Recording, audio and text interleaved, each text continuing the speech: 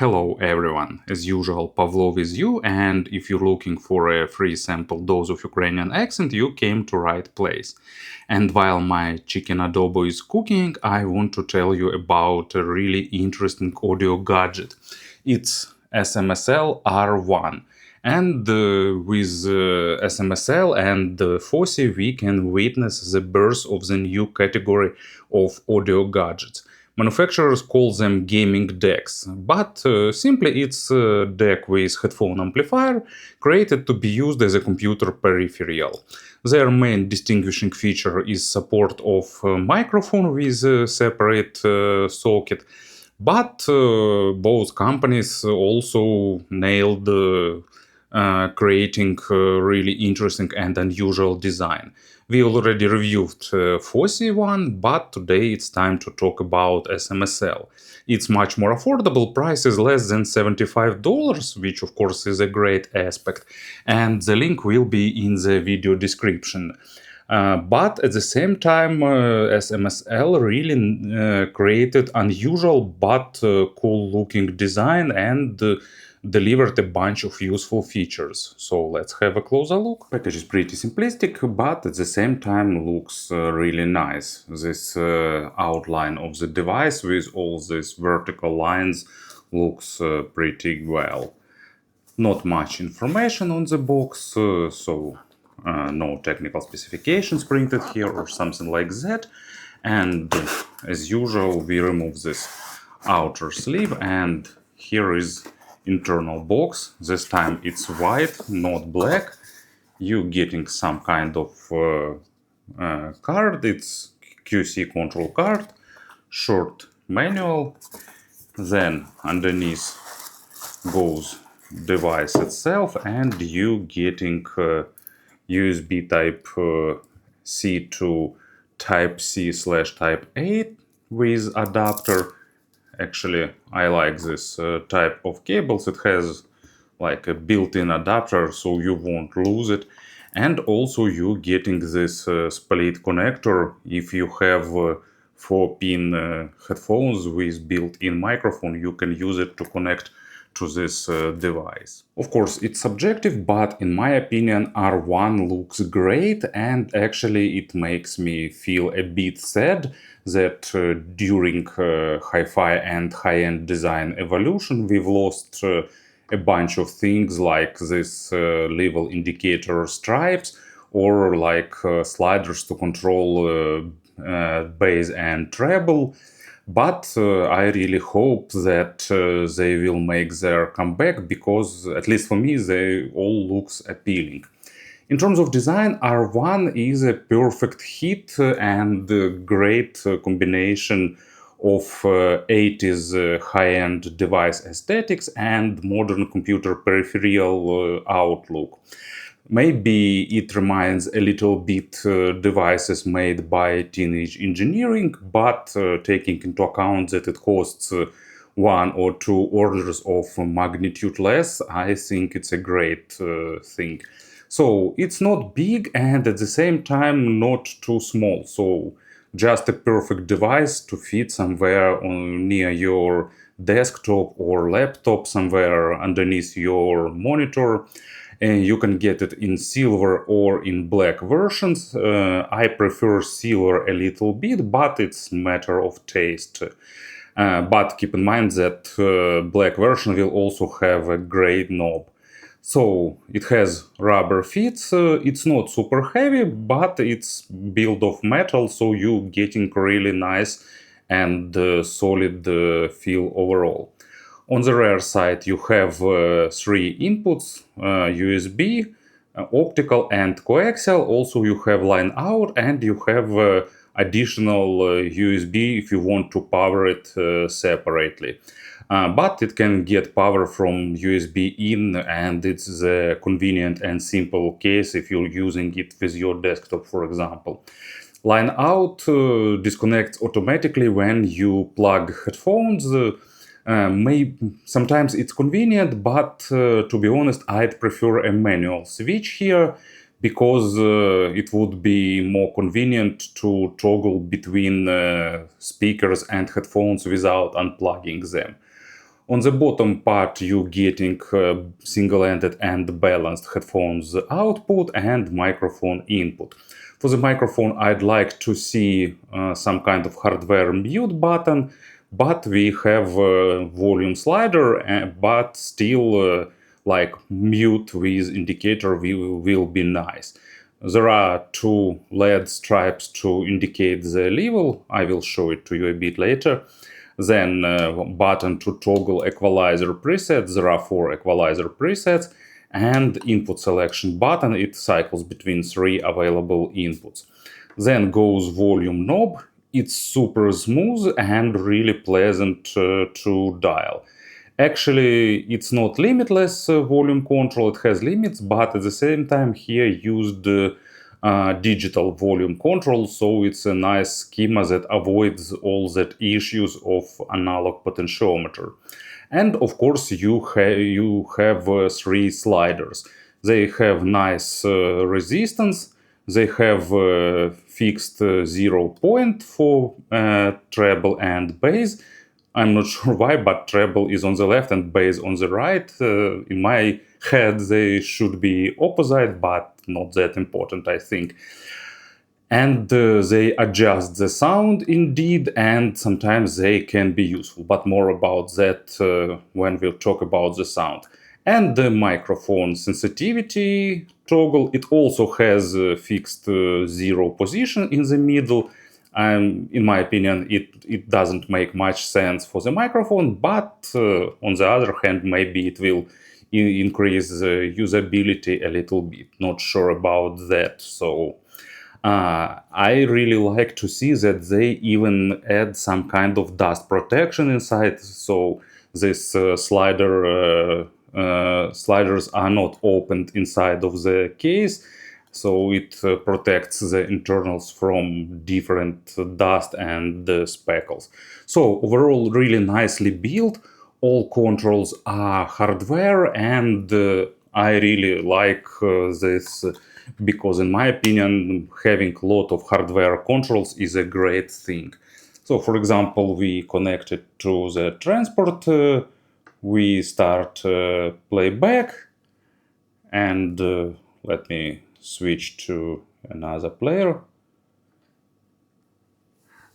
Actually, under the bright light, indicators are not that visible, but still they provide great visual feedback to the playing melody, and when it's not that bright outside, they are pleasant to look, but at the same time they are not overly bright to be destructive. Maybe another button to toggle them off will be nice, but probably it's already like in plans for some kind of R2, more expensive and more advanced version of this device. But overall, for the first release and for this price, I think design is really great. So here are power measurements. If you are interested in the power consumption of this device, you can see numbers yourself on the screen now.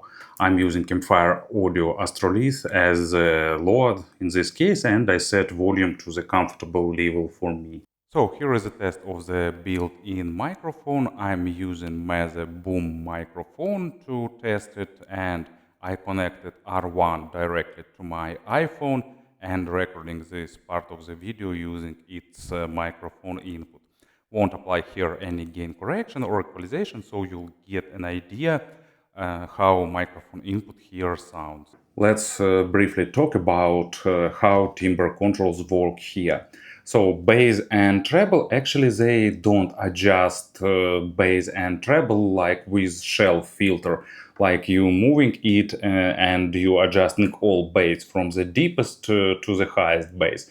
No, here you adjusting mainly mid bass, while deeper bass and upper bass stay at its place. Same applies to the treble, and it adjusts area somewhere from 4 to 6 kilohertz, with the main accent somewhere about 5 kilohertz. It's actually not purely treble, it's more like upper mid / lower treble area, But after a few days of usage, I found out for myself that I'm rarely using these controls to boost bass or high frequencies, but more I'm using it actually to reduce.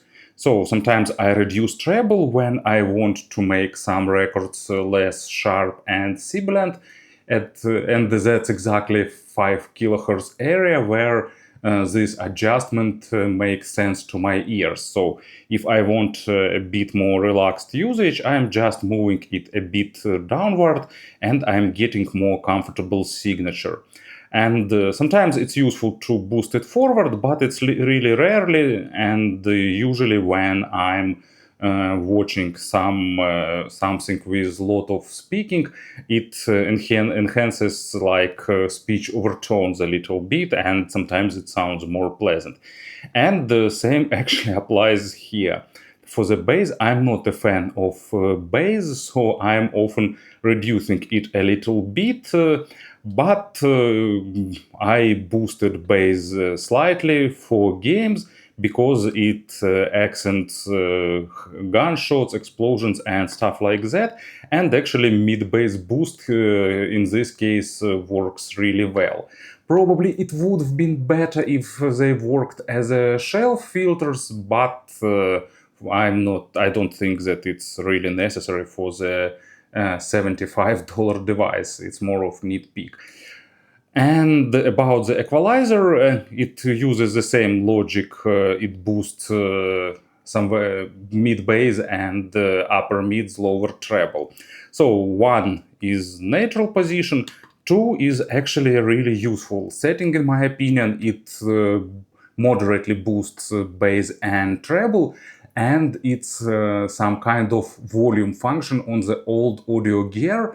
It's really great if you want to listen to something with lower volume settings, because on lower volumes we hear mids best, and boosting bass and treble slightly here improves our sonic perception. Then we have a third setting, it's like full boost of bass and treble. Maybe it's useful for those who like really fun V-shaped signature, but for me it's a bit too much. And the fourth position is like middle boost of the bass and slight boost of the treble, like it's better than third, but makes less sense than second. But of course, it's just my subjective opinion, so you can try yourself and figure out what suits you better. And now we can talk about the sound. Of course, I will describe it in the default settings for equalizer and treble and bass sliders. It's definitely not a device that created with audiophiles in mind. If you really want maximum quality of sound, SMSL themselves have affordable DACs that will give you better technicalities. But overall, it's a natural, balanced sound with enough of power to drive vast majority of headphones and without any big issues. Resolution is kind of okay, not the maximum, but at the same time, it's definitely not some kind of warm device with lacking of texturing or with dull sound. So just basically normal good sound, but not focused on delivering top-notch performance. Bass goes to the maximum depth, it's nicely controlled, it gives you great actually texture representation thanks to decent amplification and control. But of course, it compared to audiophile DACs, it's lacking a bit of small nuances, so instruments doesn't sound hyper realistic. But at the same time, still you're getting pretty nice and engaging type of representation. No attempts to boost it artificially, unless of course you use some of Timbre controls, and that's probably the great part here, because you're getting pretty natural and uncolored bass. And as an example, it's Casey Abrams. Let's make out. Acoustic bass here sounds nice. It's not super focused on the nuances of this instrument, but still you getting almost all the details and you getting really good textures of bass and nice contrast with mids. Mid frequencies are balanced, not focused on the micro contrast, no attempts to deliver to you all that tiniest nuances and details, but at the same time, instrument sounds pretty realistically. It's not super critical for the quality of the record, so it's okay to use with streaming, with even lossy Spotify, with YouTube music. So basically, it will be more than enough for almost all regular people, and even golden-eared audiophiles will need to really put some effort into detecting the difference. But I did a bit of blind test, so difference is present. Imaginary stage is about average in width and slightly less in depth, but at the same time, when you play games with R1, you getting really good positioning. Maybe it's not like top notch, but I played a bit of Borderlands, I played some of my JRPGs, I finally beat Duriel with Summoner Necromancer, and in all that adventures, actually R1 did a great job providing me sound and music for all the adventures. And the example for the mid frequencies, it's Fortunate Son by Creedence. Great, engaging music with helicopters somewhere flying over you when you listen to this song. And with R1, it sounds as good as you used to hear it. And the treble, it's basic. It's of course don't expect layering, don't expect high extended overtones, but it's accurate with normal resolution, with proper attacks and decays, and the basic overtones sounds really good. So instruments have nice sense of realism. And example for the high frequencies will be Ziggy Stardust by David Bowie. Lot of things in this track goes to the high frequency area, and to experience this track at 100% you need something noticeably more expensive, but at the same time it sounds good with a good amount of engaging percussion and guitar overtones. In terms of pairings, it's a pretty universal device. I tried it with some sensitive IEMs, especially made by Campfire Audio, and I didn't get any scary level of background noise with single-ended output. Of course, there is a tiny bit of hum that is audible when no music is playing, but it's not that much that I can call it uncomfortable or something like that. So maybe I'm not sensitive enough, but in vast majority of cases, background is pretty black, at least enough black for me. And with not super sensitive IEMs, absolutely zero issues. And on the other hand, it has enough of power to drive even full-size headphones. Maybe not some super hard-to-drive planars, but reasonable dynamic drivers and planars with reasonable sensitivity will be driven properly, especially from the balanced output if single-ended out won't be enough. So, to summarize everything, in my opinion, this device has a great value. It's not some kind of audiophilic DAC that is created to deliver you most technicality, most nuances sound. It's more a computer peripheral, computer accessory with some great ideas, with stylish design and a lot of great usability improvements and quality of life features like Timbre sliders or superb volume control knob. So for 72 to $75, I can say that it's a great device, and for this price it delivers a really good sound. but just don't expect it to be some kind of high-end DAC, and then you will get great experience with SMSL R1. I'm really happy that more and more companies paying their attention to such market niche, and I'd really like to see more devices like that. Thank you for listening, thank you for your attention, and have a great day.